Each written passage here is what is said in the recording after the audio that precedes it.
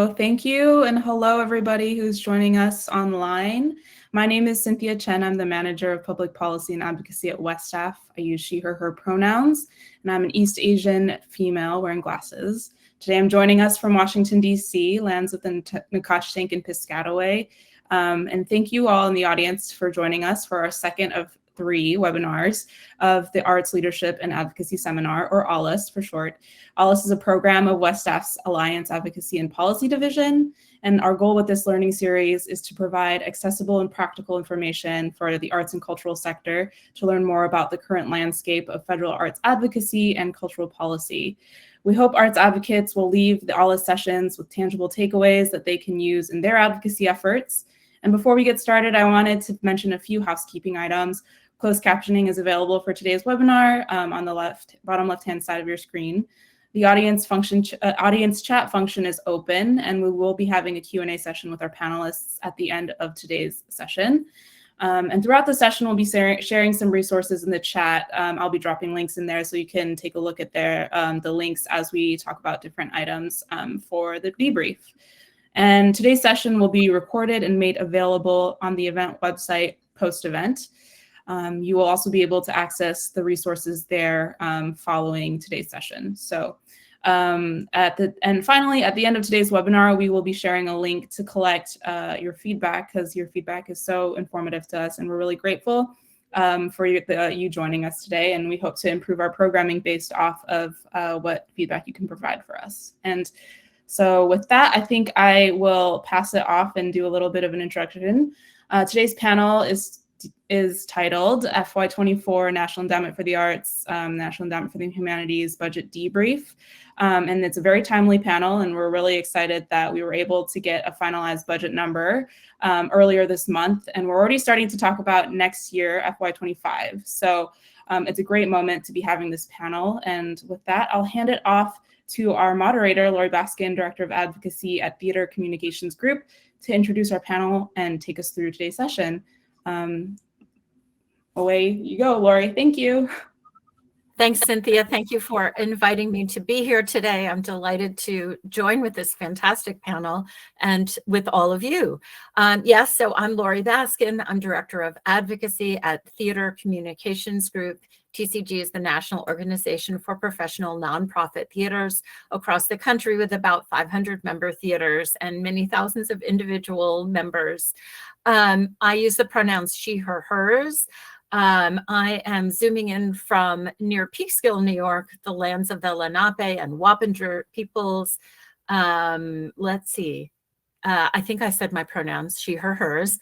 And I am a white woman. I'm wearing a black and white striped blouse today with shoulder-length brown hair. I'm going to turn it to my panelists and ask you all to introduce yourselves. Laura, let's start with you.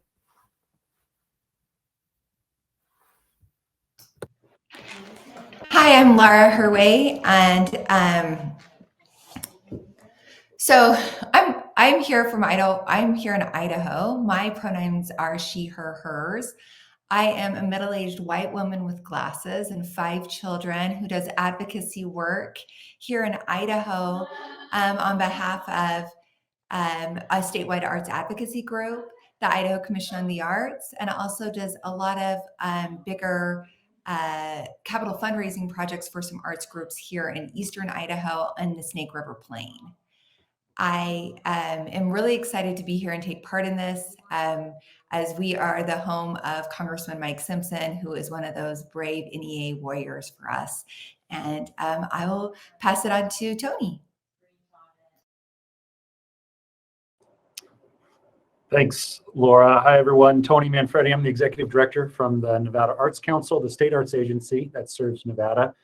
I'm a second and third generation Nevadan from Italian immigrants. I use the pronouns he, him, his, and I'm joining you today from Carson City, Nevada, which is the capital of the state, and from the ancestral lands of the Niue, the Nuwuve, the Washishu, and the Pipamakav.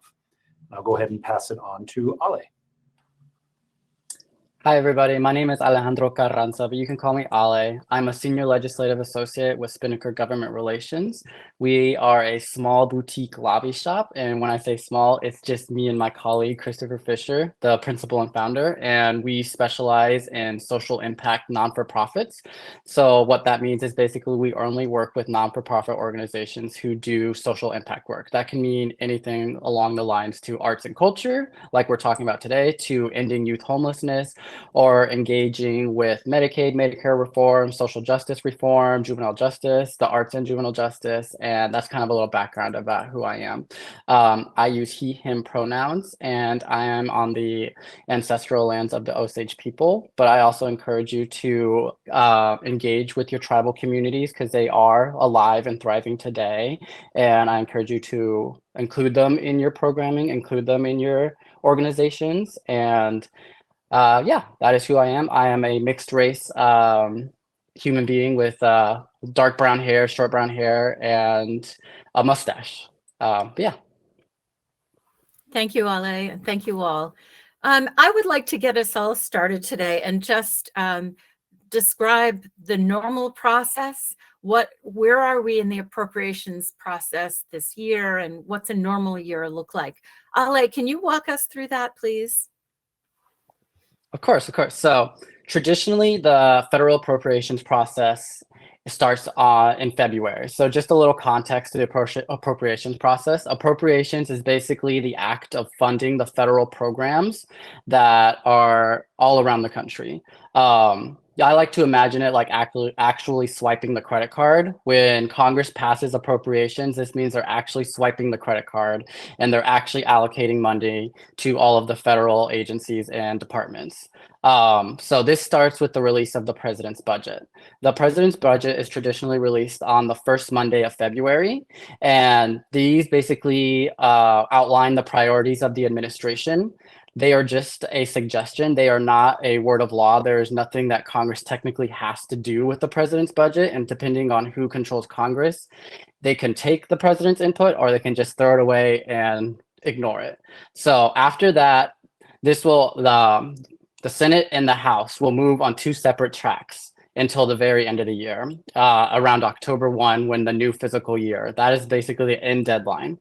So on these two separate tracks, the Senate or the House, they will each have 12 subcommittees where appropriations is divided. The 12 subcommittees basically are different assignments of who is in charge of commerce, justice, and sciences, or who is in charge of the Interior Subcommittee. The Interior Subcommittee is the subcommittee who controls the National Endowment for the Arts and how much funding we get there.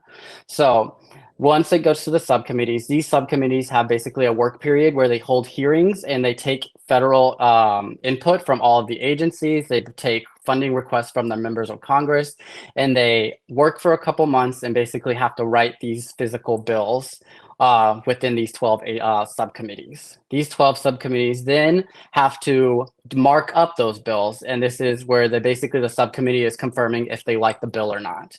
After the markup, this markup will move to the full committee. The full Appropriations Committee is every member of the Appropriations Subcommittee, and they all have to vote on it to say if they like it or if they don't like it. After it's voted on, if it is approved, then traditionally, these will all be happening at the same time. So it can be a bit confusing, but there is a House side and a Senate side.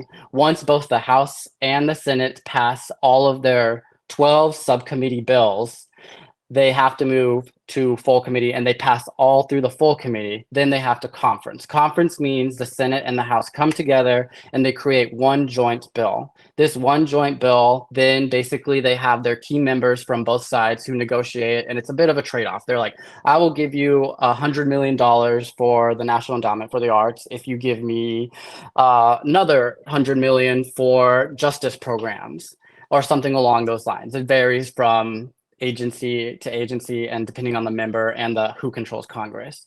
So the traditional timeline of all of this is starting in February and ending October 1.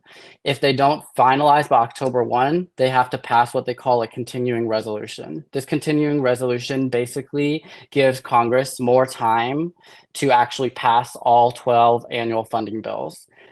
Generally, they try to pass each bill individually, but often Congress can never pass them all together. They have to put in what they call an omnibus or a minibus.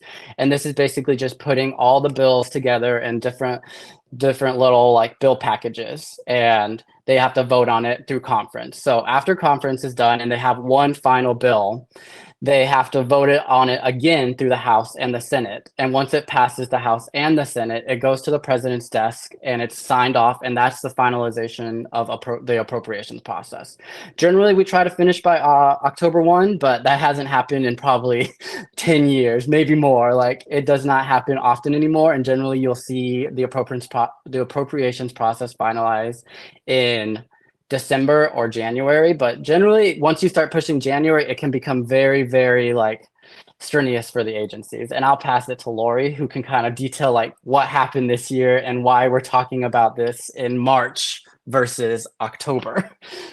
Right. Thank you so much, Alejandro. That really set out what is the normal process, what I think they strive for, and yeah, they haven't done it in a while. And we actually, before the call began, had to refresh our memories. And thank you, Ale. You refreshed. I thought it was 3 continuing resolutions this year. Nope, it was 4. So here we are, almost halfway through the fiscal year, and Congress finally, only just recently, finalized the budget for FY24. The House of Representatives had proposed a 10% cut in going through the normal process through committee. The Appropriations Committee, Subcommittee, and Full Committee had proposed a 10% cut for the NEA. The Senate, working through its process, had proposed level funding at the $207 million. And so the result and the upshot from FY24 is that the House went with the Senate. You know, when we go through the normal order of things and there's the conference committee, usually they end up somewhere in the middle. So I think we were all a little concerned that there could be some kind of cut this year. And no, indeed, the House deferred to the Senate. And so the NEA gets to keep its $207 million for FY24. And remember, that amount is the highest amount the agency has ever had in its history. And when it got to that level from the previous year, it represented the single greatest one-year increase in the agency's history. So we got to hold on to it, and that's a really good thing.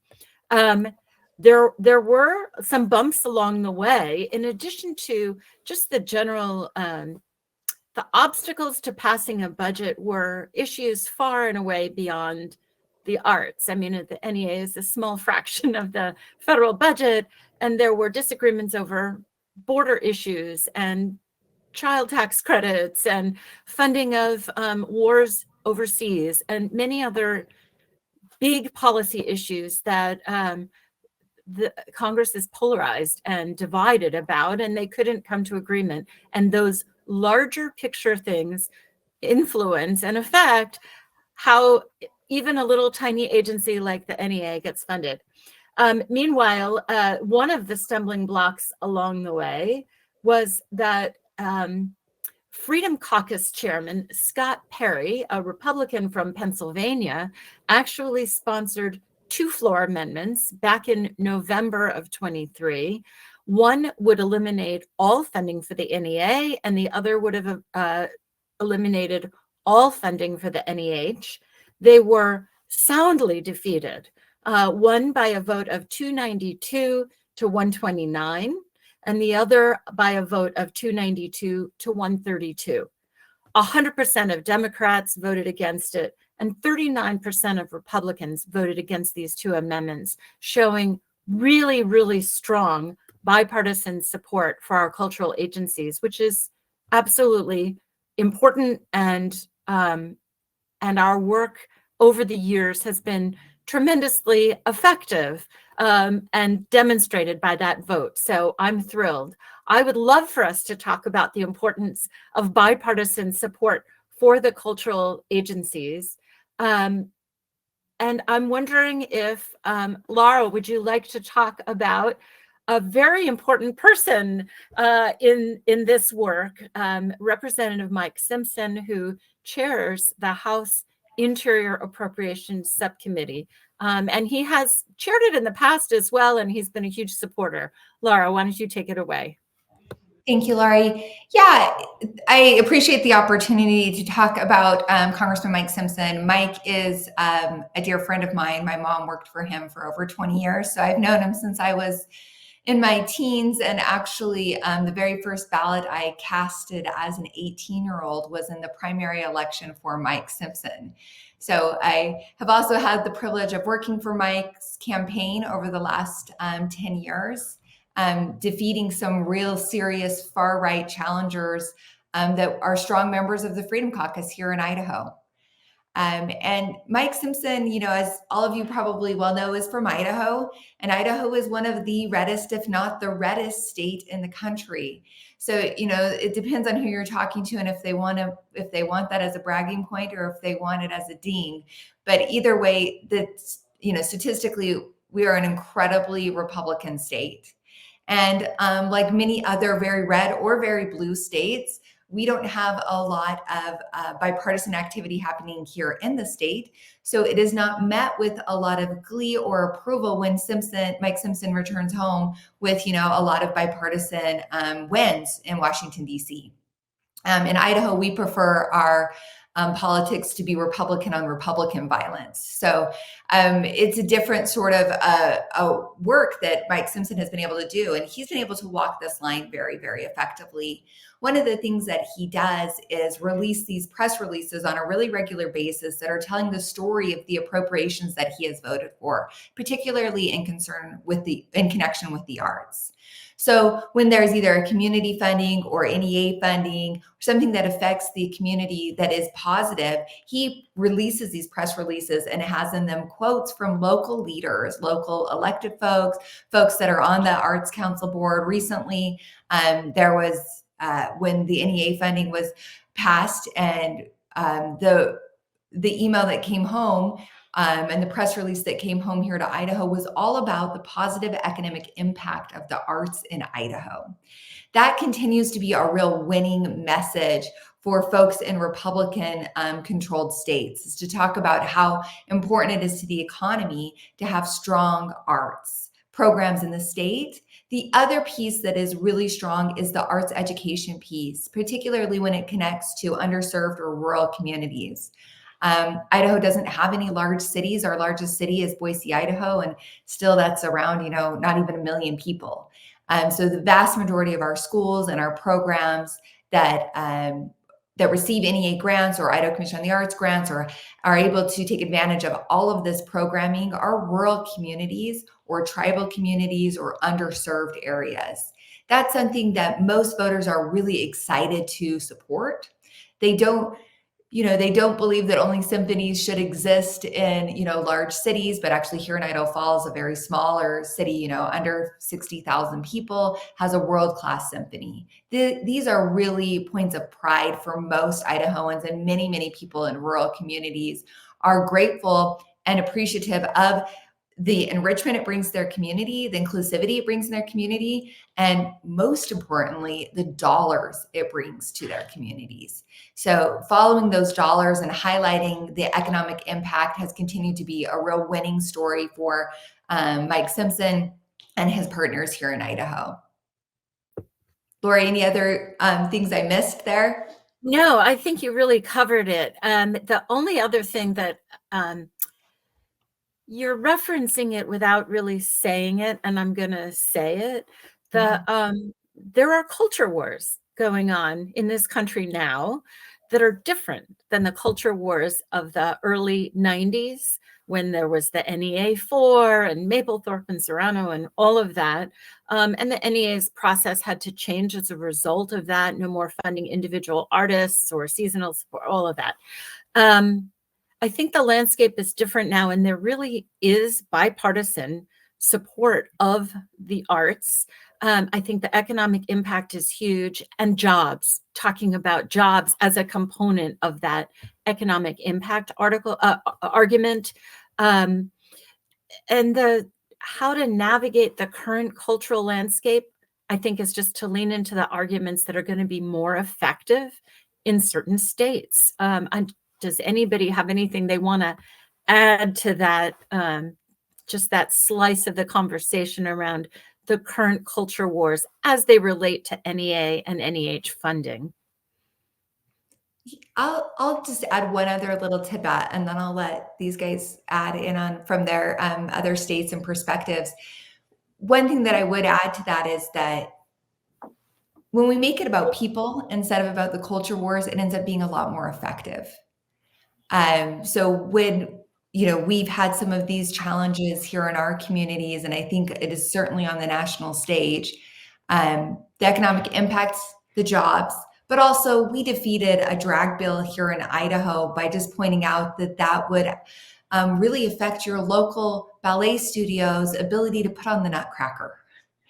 And we had some really, extremely far right folks say, oh, I send my daughter to that dance studio, and that doesn't work for me. This is way too sweeping of a change.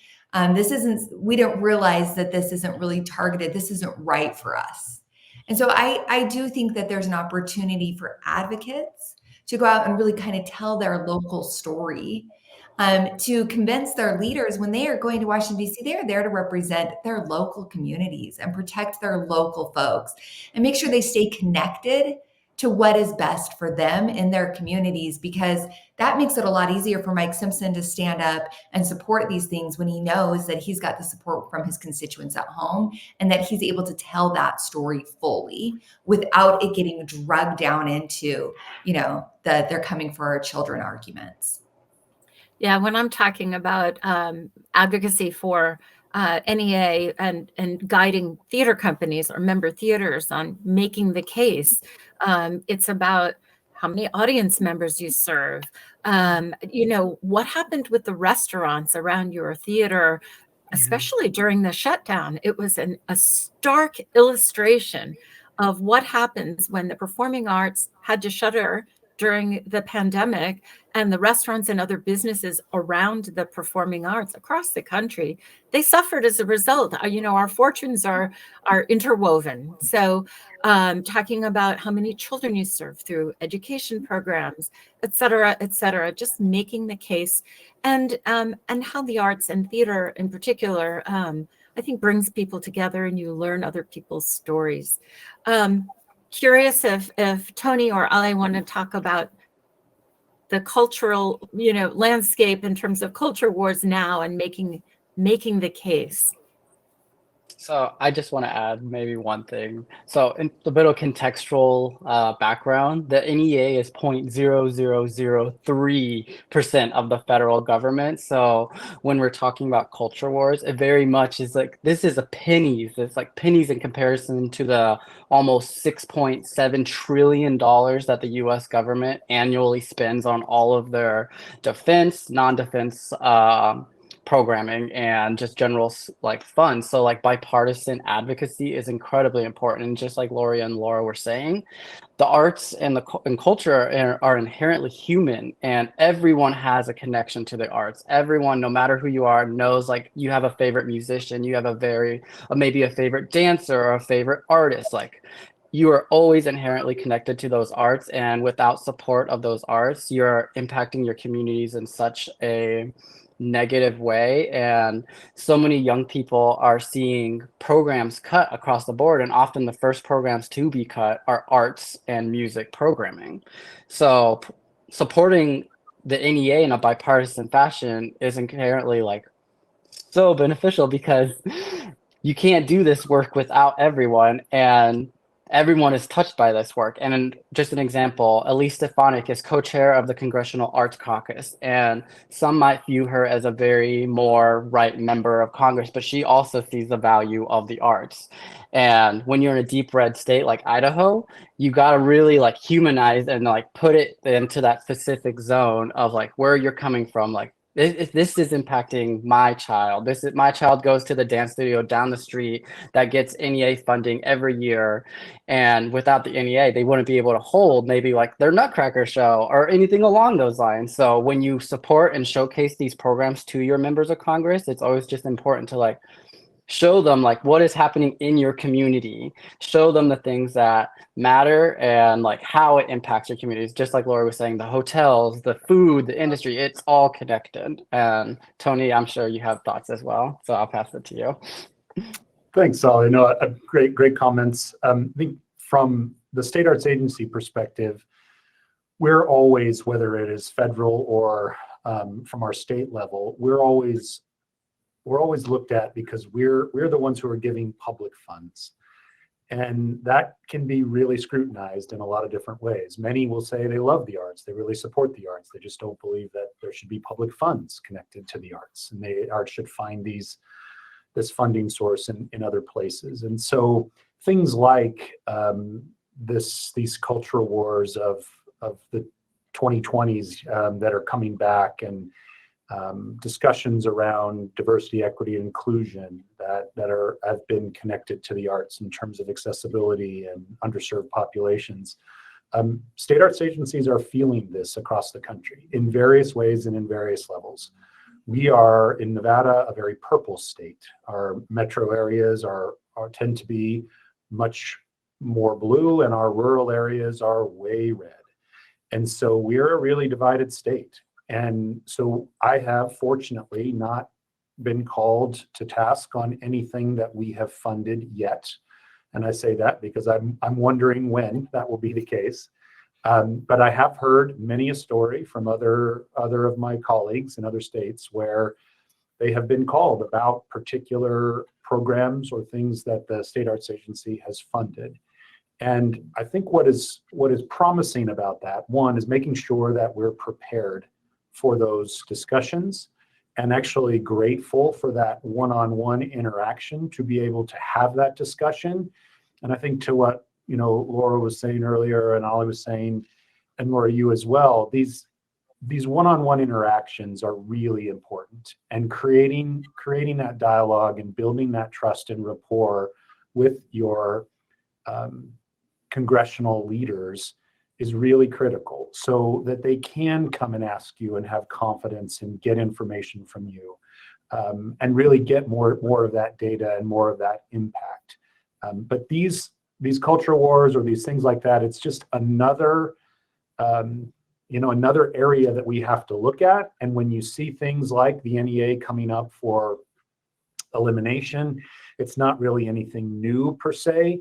But the fact that it keeps happening, and the fact that we haven't gotten past some of that, and that that it's still, it's still out there, and people are still going after it, and people are still not seeing all of the value, means we have to be really vigilant in creating these connections with our representatives, and hoping that our representatives are willing to reciprocate that interaction back. And I think, again, I'd just say from some of the concerns of, all far sides of that, sometimes they're not even able to do that because of the political pressure. And so we have much work to do. And like I said, we have to stay vigilant in creating those relationships. Tony, years ago, I worked at the New York State Council on the Arts in the chairman's office for Kitty Carlisle Hart.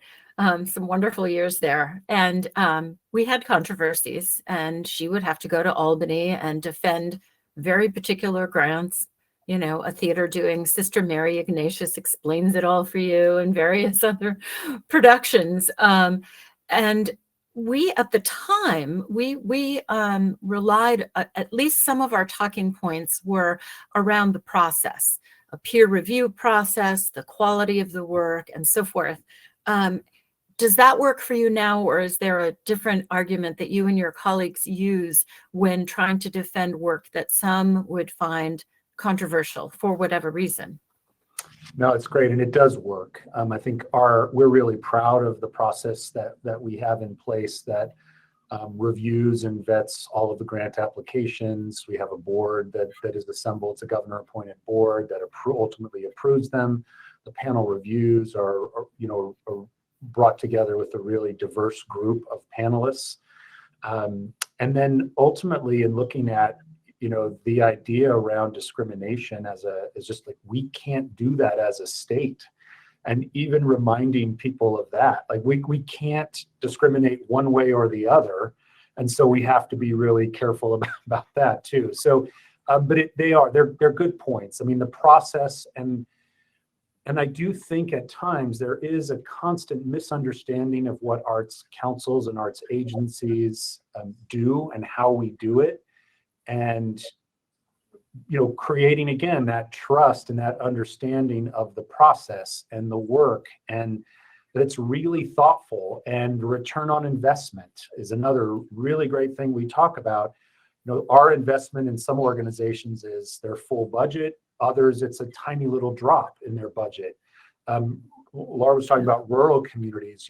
We're one of the only funders that fund our rural communities in the capacity that we do, and oftentimes we're their sole funding source. So that really speaks nicely to our more conservative members in those areas. Of like, no, we're actually, and we try hard to tell them those specific stories of people that we're helping affect in the communities that they represent. So all of that is really helpful, as long as you can get that conversation with them before they vote.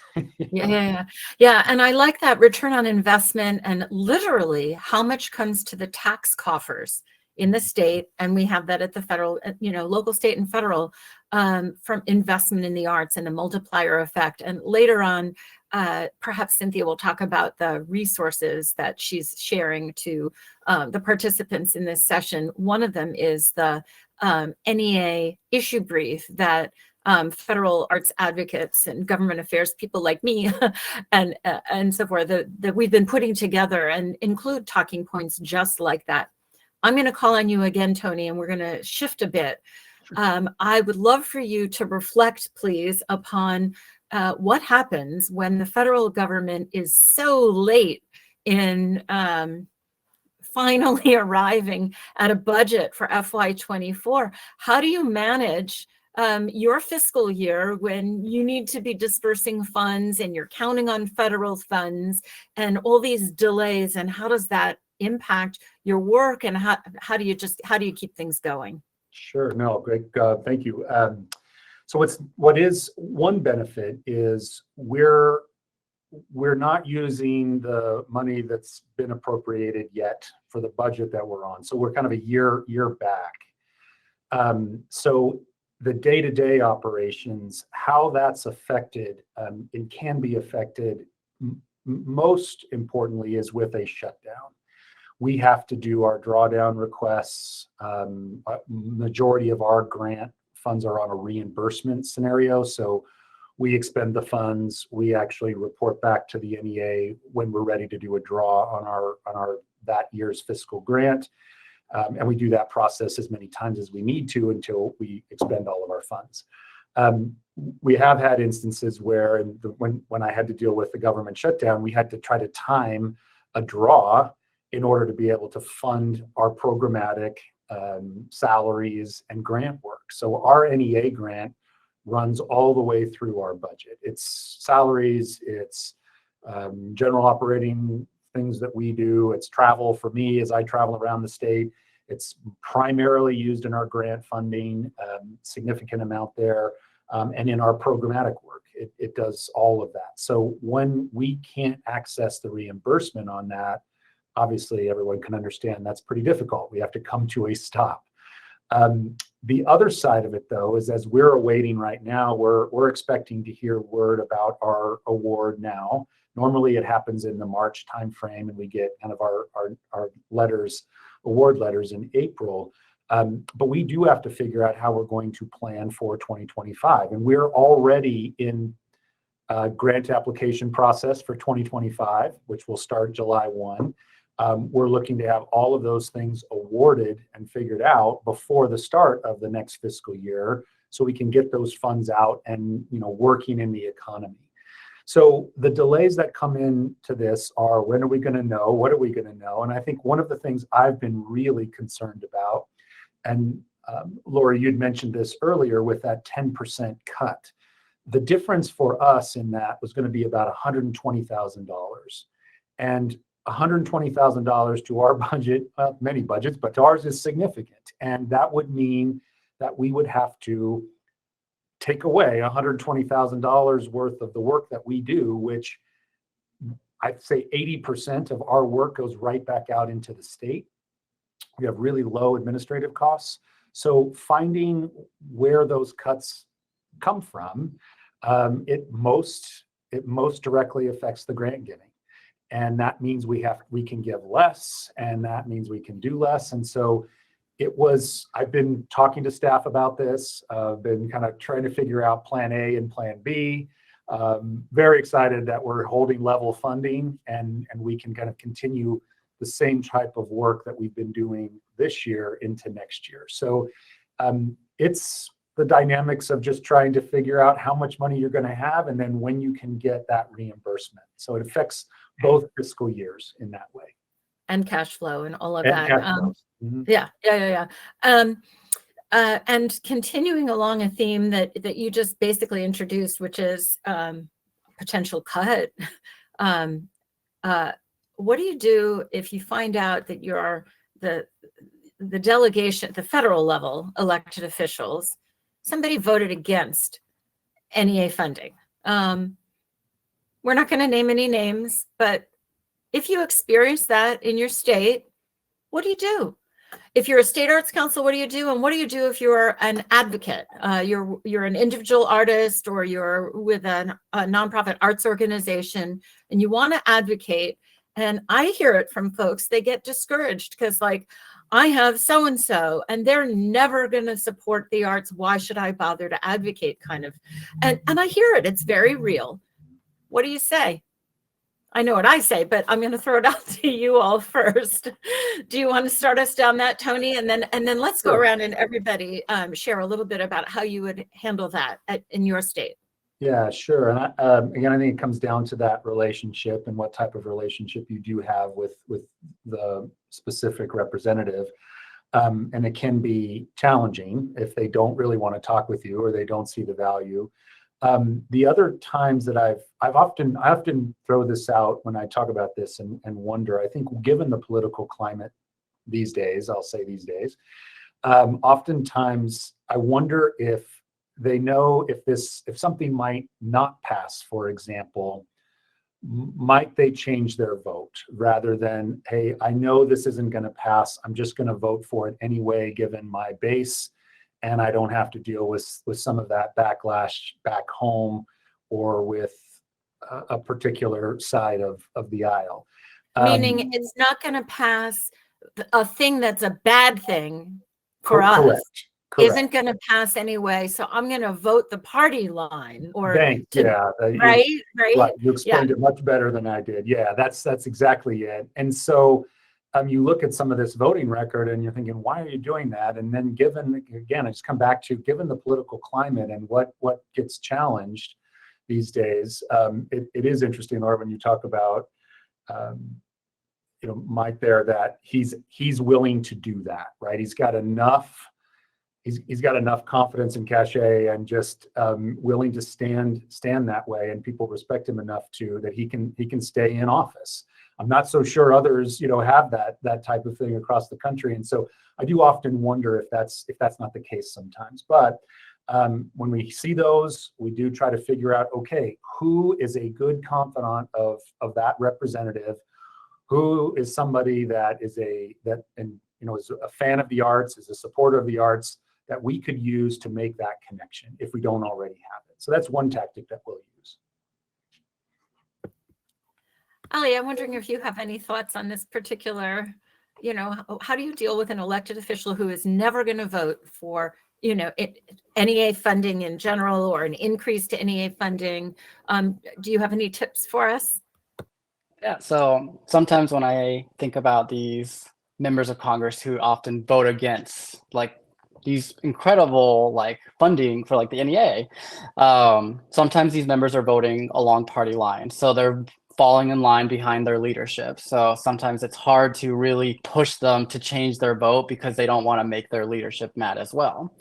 Sometimes I suggest to our clients, oftentimes nonprofits, the only thing they can leverage is their reputation. Who are they in the community? What are they doing in the community?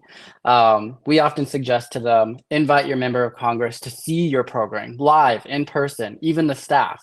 This whole congressional offices are a team effort. So if you can get the staff on site to see your programming, it does so much more impact to how the member sees you as a member of their community. And also just a little some key information, nonprofits are allowed to lobby their members of Congress. So it's important to check your federal guidelines and make sure you're falling within those guidelines. But as a nonprofit, you are allowed to lobby your members of Congress and meet with your members of Congress and request policy changes or increased funding to the NEA.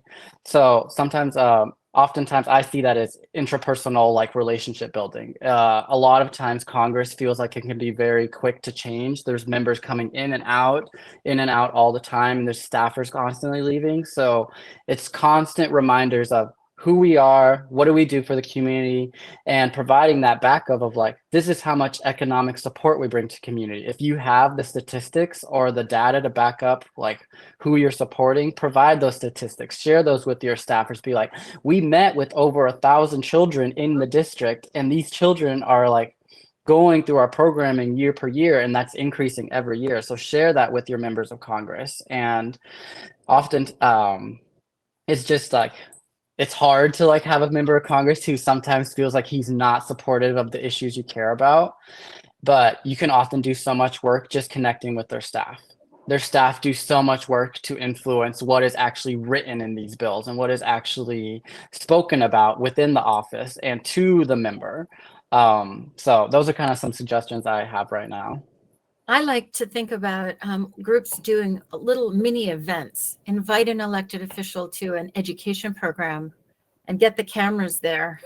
Elected officials with kids, and having press there, they love those photo opportunities. 100%. If you're inviting elected officials to your, if you have a performing arts organization and sell tickets, there are gift rules that apply regarding tickets and just giving away, for instance, free tickets.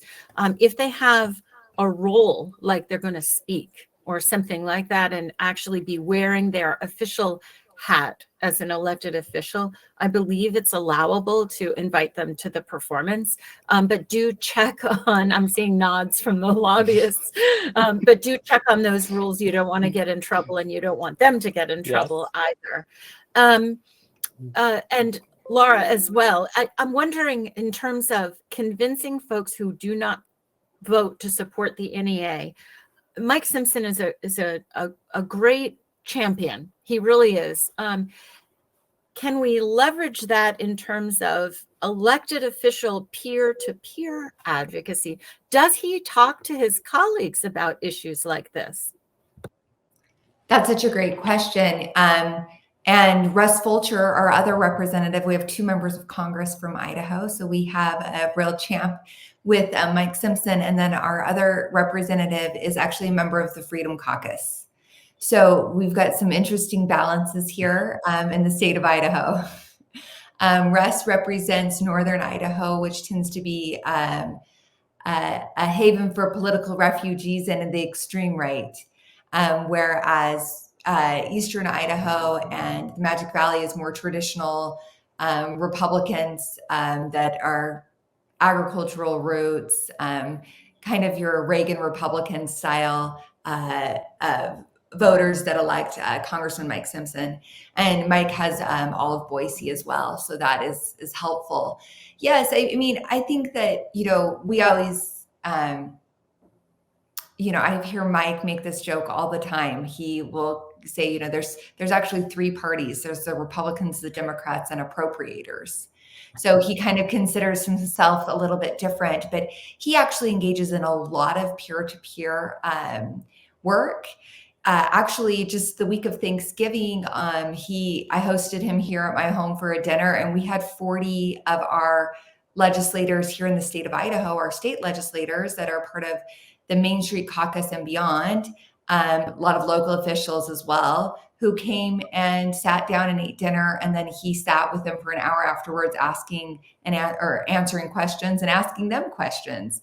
So he's a great mentor and is interested in kind of building that bench, which is, another really important thing that we need to think about in arts advocacy and any type of advocacy, but especially in arts advocacy, is that many of our strongest advocates in the government are rather older and they are on their way out. And so it's really important that we are out there helping to recruit good people to run for office, that we're supporting them and we're helping prepare them to step into these roles in the future. Because Mike isn't going to be there forever. And, he maybe has a handful or less cycles left in him.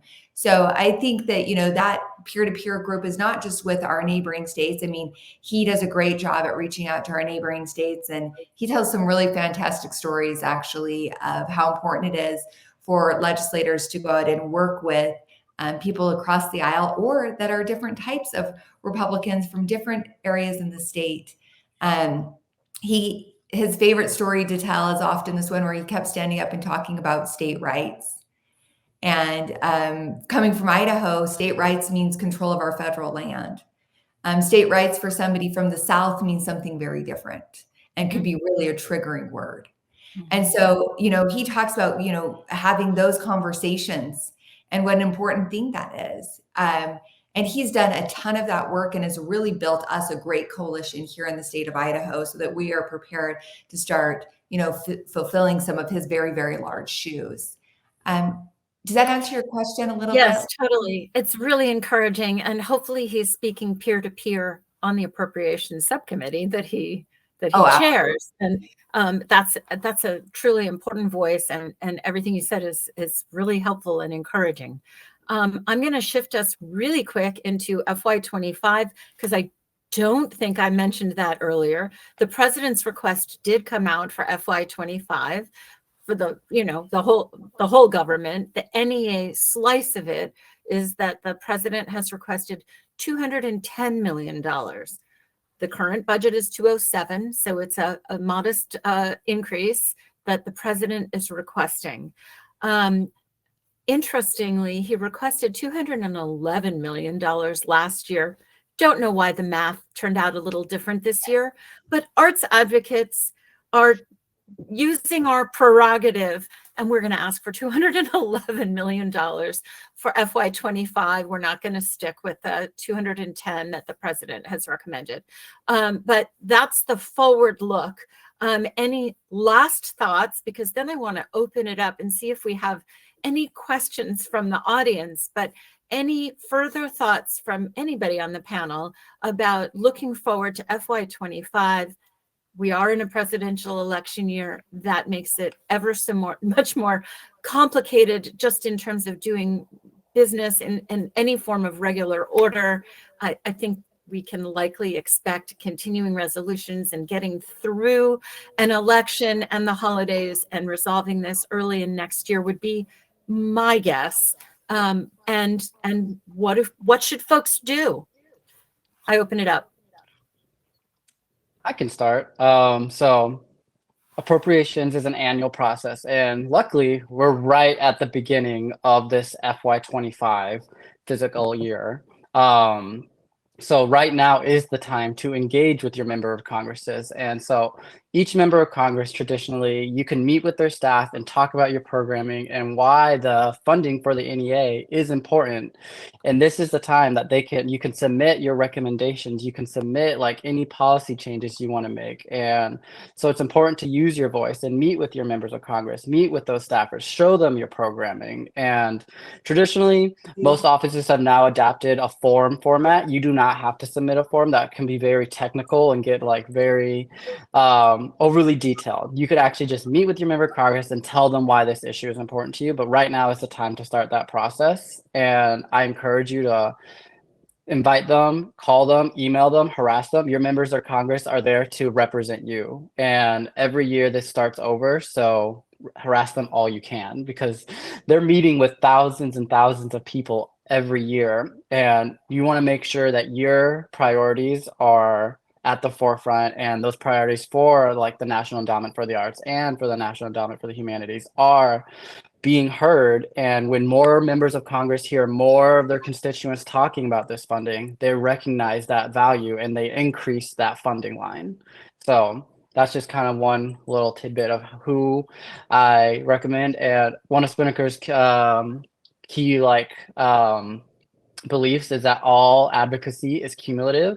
So no matter how small of interaction you have with your member of Congress, it's all going to add up. It adds up over time, and that's important.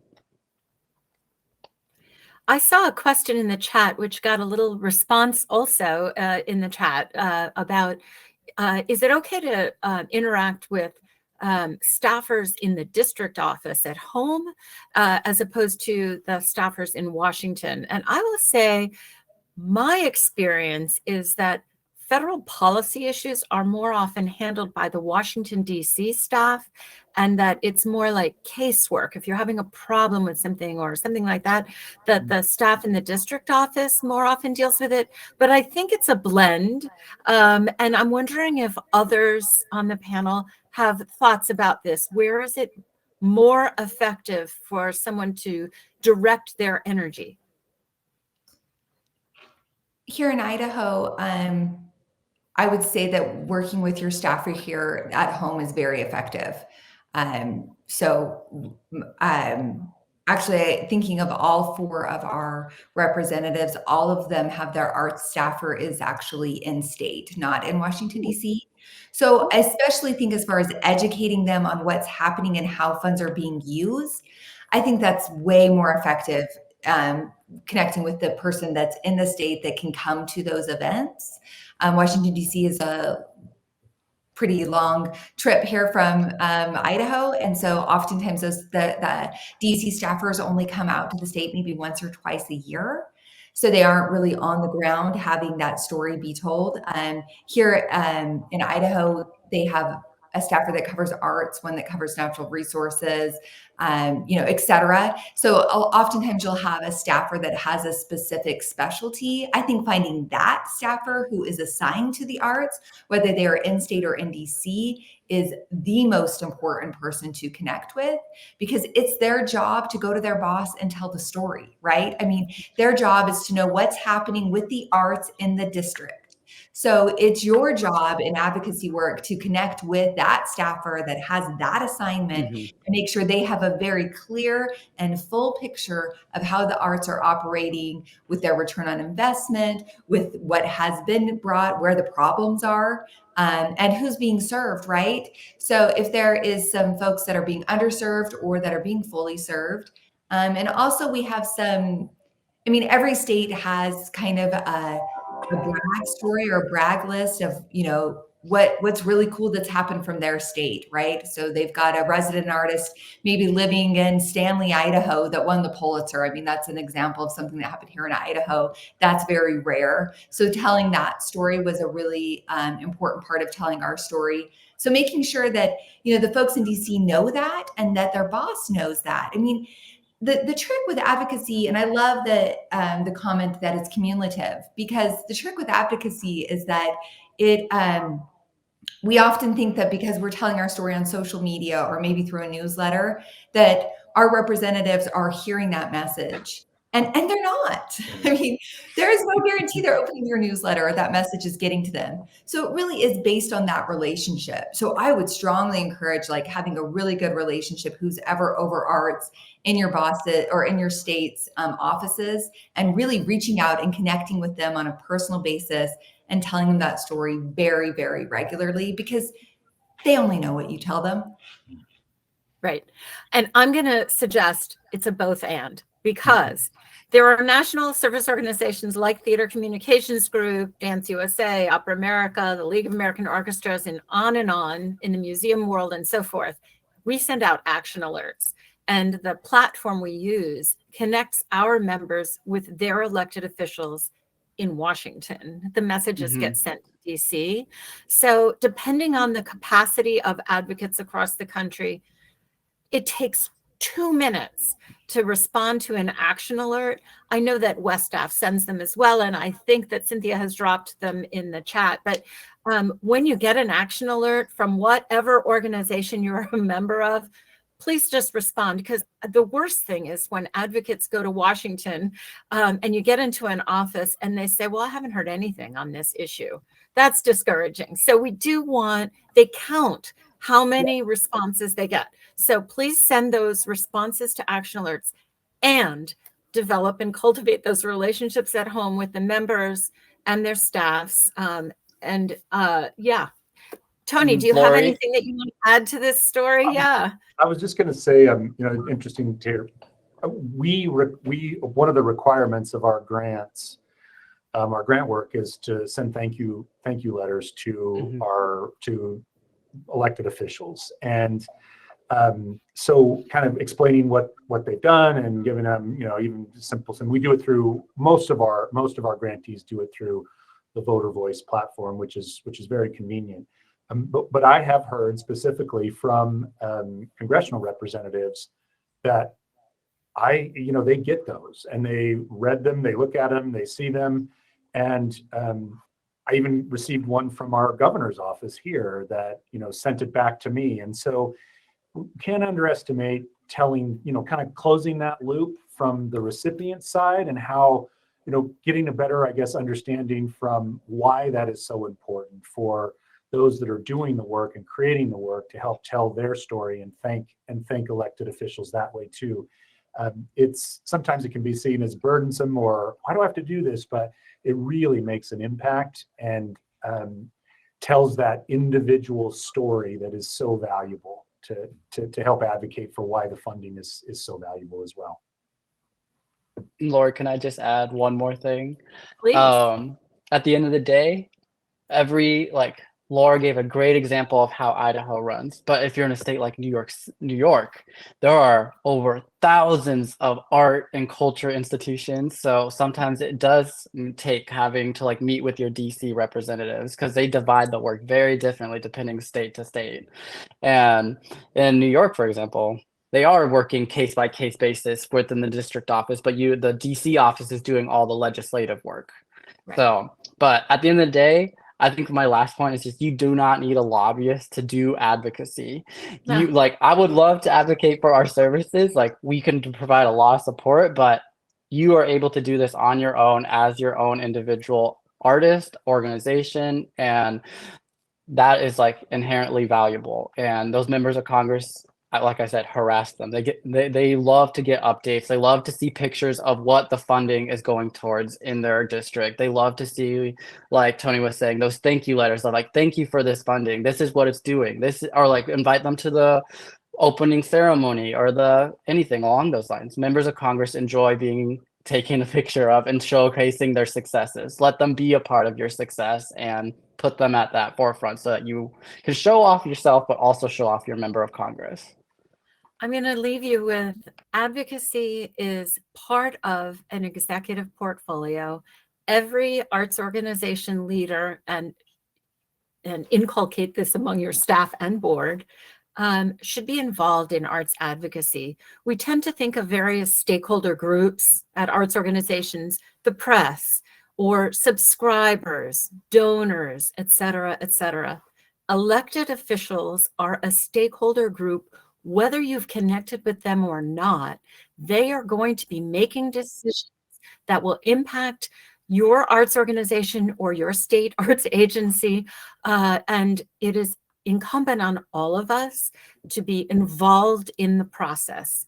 Arts organizations are absolutely allowed to engage in issue advocacy, not electioneering. You cannot say, vote for this person, that's the arts person. Not allowed. You can do that in your personal life, but you cannot do that if you are affiliated or, on behalf of a 501c3 nonprofit organization. But certainly issue advocacy is not only allowable, it is encouraged. It's part of our civic duty as arts leaders to be involved and to cultivate those relationships. And I think if you've heard anything here today, it's been all about the relationships.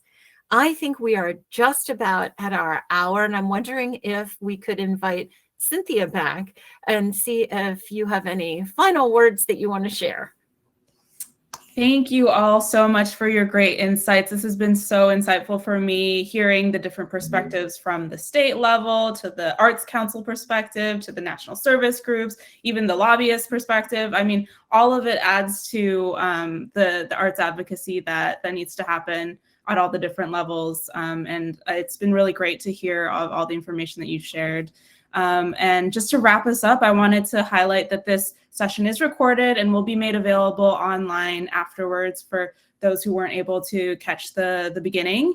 I also wanted to call out our West Staff Action Center, which we dropped a link in the chat, and we'll also send a link out to that afterwards. There we have a simple template to talking about timing that you can send to thank your legislator for passing the FY24 budget and start moving on that FY25 budget. So as our panelists mentioned, we're in that period right now where we can already start going for FY25. So we've put a simple template for you there. We've got, we'll be sure to share that out as well. And I also wanted to do a final thank you for our West staff members who are logged in on behind the scenes.